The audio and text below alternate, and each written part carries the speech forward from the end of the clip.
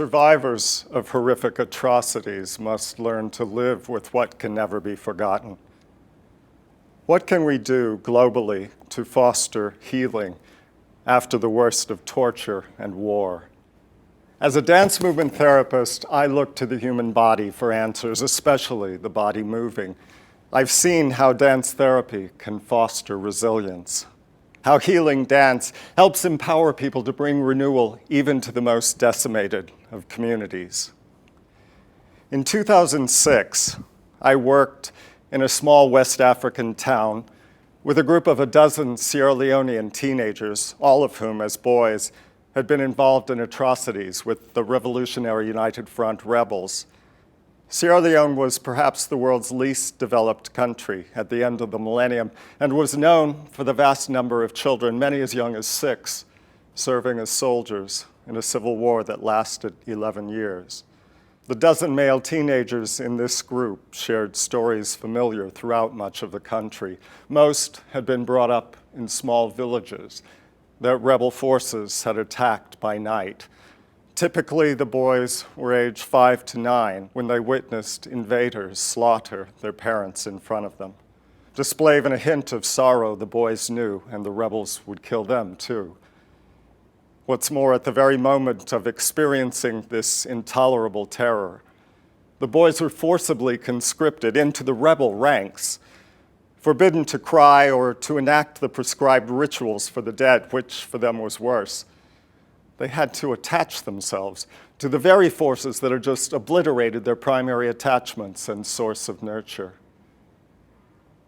Children at war learn to suppress much of what it means to be human. They have to, in order to survive the horror of what they witness and the guilt over their own actions. They basically split themselves apart, separating their minds from their bodies in a process we call dissociation. In order to engage in warfare, they cast aside moral reasoning, the traditional teachings of their culture, and enact their part in violence quite mechanically. At war's end, many child soldiers have a terrible time readjusting, reintegrating mind and body. It's equally difficult to reconcile with communities that may want to have little to do with them, given their reputation for ruthlessness. Aiming to foster recovery despite such barriers, I encourage the youth to move in our group with vigor and purpose. Dancing fully helped them organize their bodily experience and understand, not merely relive, post-traumatic sensations associated with the terror they'd endured. Dancing essentially reprogrammed the former boy soldiers' traumatized nervous systems and helped these youths to mend that mind-body split. The war had been over for 4 years when this child combatants group began. All of its members were orphaned, living on the street. They felt shunned by the terrorized community around them and had no access to organized social support. From day one, though, these former child soldiers demonstrated willingness to join with me and my 3 local co-facilitators in vibrant dancing, usually performed to recordings of the latest Sierra Leonean hip-hop, their choice. The 12 initially displayed little feeling even when describing the most horrific of acts, and regardless of whether they had been targets or perpetrators of the atrocities in question. They exhibited great difficulty even recognizing their feelings about their experience and seemed distinctly unable to express concern for anyone. Often enraged, some would voice lingering desires to launch violent assaults once again. Creative expression, though, proved instrumental in diffusing such violent impulses. Although their bodies held haunting memories that their minds still lacked the power to confront, these ex-fighters found in dancing together a culturally acceptable release of long-held muscular and psychic tensions. Each session, we would begin what dance therapists term a Chasian circle, and we all called our weekly circle dance, an improvisatory activity lacking defined rules or fixed steps.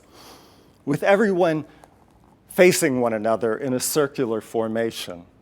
One facilitator would lead a physical warm-up to the rhythmic beat of Creole dance music, in punching the air one moment and bouncing or swaying the next, all joined as one in the movement, and usually with an enthusiasm born of a deliberately shared focus.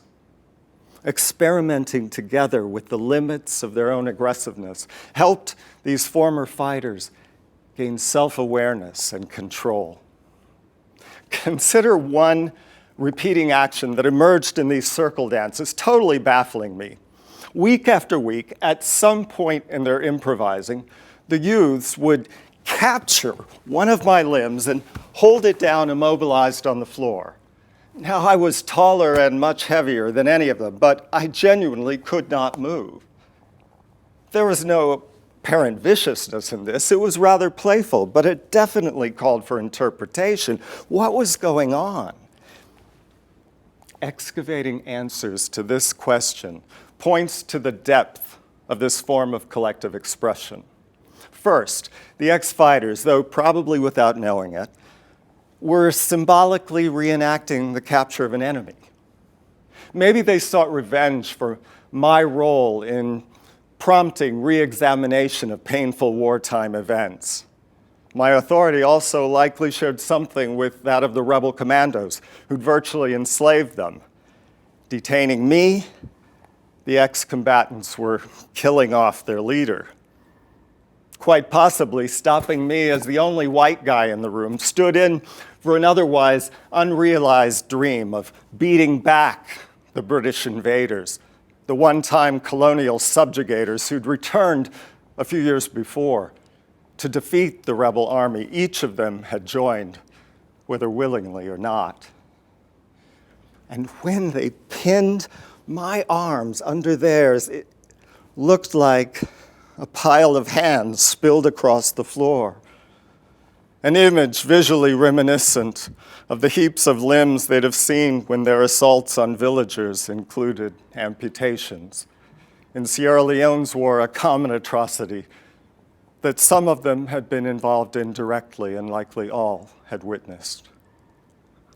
I view this aggressive but not violent play as the former fighters' unconscious means of gradually coming to tolerate their own horrific memories, a truly vital step. At the same time, in holding me down, it's almost certain that they were also symbolically responding to the fear of abandonment by a caring adult, which each of them had experienced in their lives in a most horrific way. Magically fixing me in place meant that unlike their parents or grandparents, I wouldn't die or disappear or desert them. Paradoxically, their freedom to act out such deep-seated fears emerged due to growing trust and restored sense of safety in the group. But at the same time, in pinning me down, these youths were doing their best to make us feel uneasy. The teens, in asserting power, were plainly testing the limits of our tolerance and acceptance of them, as if trying to force us to give up on them, something we simply refused to do. The unconscious symbolism of this repetitive dance play through which the former fighters made peace with their frightening memories gave way in time to deliberate embodiments. New dance therapy exercises helped these youths to apply conscious choice in portraying their experience, to symbolize at will through dance or gesture their own suffering and that of those who'd suffered under them.